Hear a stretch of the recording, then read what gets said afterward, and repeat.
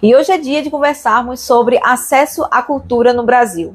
No final do mês de janeiro, saiu a pesquisa da J. Leiva Cultura e Esporte com dados sobre o acesso à cultura no país.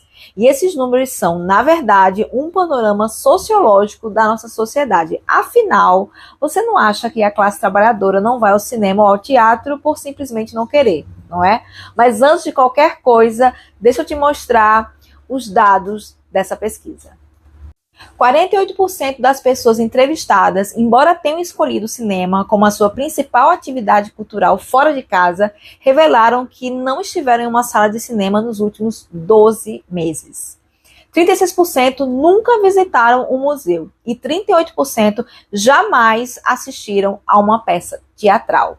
Outras informações da pesquisa revelam que as atividades culturais que podem ser feitas em casa ou em quase todos os lugares foram as mais citadas.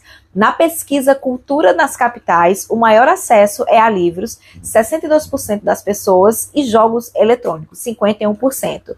E para essas atividades, você não precisa se deslocar. Sobre o consumo de atividades culturais, entre os anos de 2017 e 2024, tivemos um recuo, porém a exceção são os jogos eletrônicos. Essa queda aconteceu principalmente entre os homens indígenas e pardos. A explicação dada pelos organizadores da pesquisa é que essa queda pode ser resultado da pandemia de Covid-19, mudanças de hábito das pessoas, aceleração das práticas online, possível insegurança de ir a espaços fechados e redução da produção cultural, mesmo que temporariamente. Ainda sobre a influência da pandemia da Covid-19 no consumo de atividades culturais, o confinamento ajudou na construção da diversão em casa, somando a isso o crescimento dos conteúdos culturais online. E a gente não pode desconsiderar, na verdade, a gente precisa considerar o impacto da pandemia na perda de renda de parte da população. Isso é colocado na pesquisa. Mas temos uma esperança.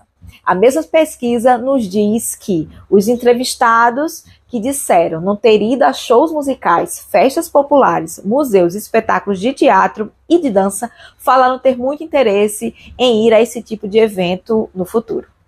E agora vamos saber qual o perfil dos entrevistados. E é aí que a gente entende como o acesso à cultura possui total relação com a cor da pele, a classe social e a iniciativa do poder público de promover cultura gratuita e acessível.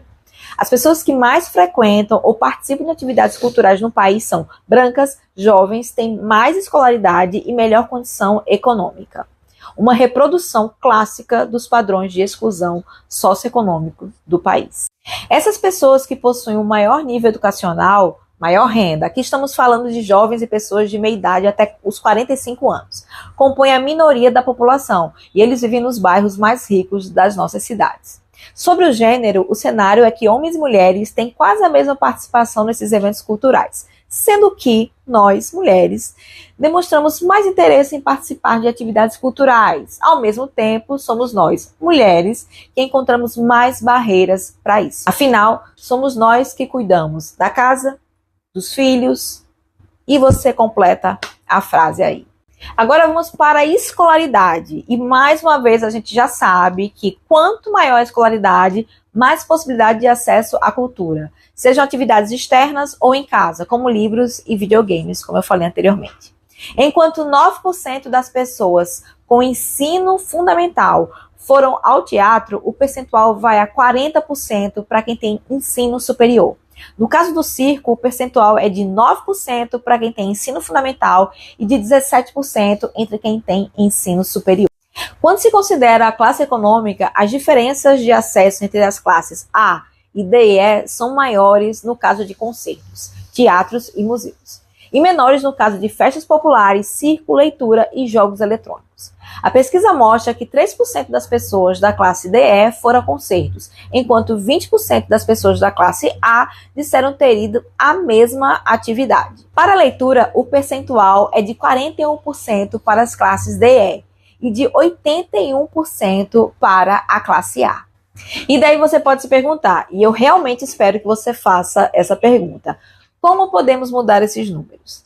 Distribuição da renda, acesso à educação de qualidade, uma situação social que permita que pessoas não tenham que escolher entre comer e ir ao cinema, que não tenham que escolher entre dormir para acordar às 3 horas e pegar 2 ônibus para chegar ao local de trabalho. Escolher entre ter acesso ao teatro sem que isso impossibilite a compra de algum item da sua feira. Ainda sobre educação, quanto maior o número de pessoas com ensino superior, maior será o acesso a praticamente todas as atividades culturais.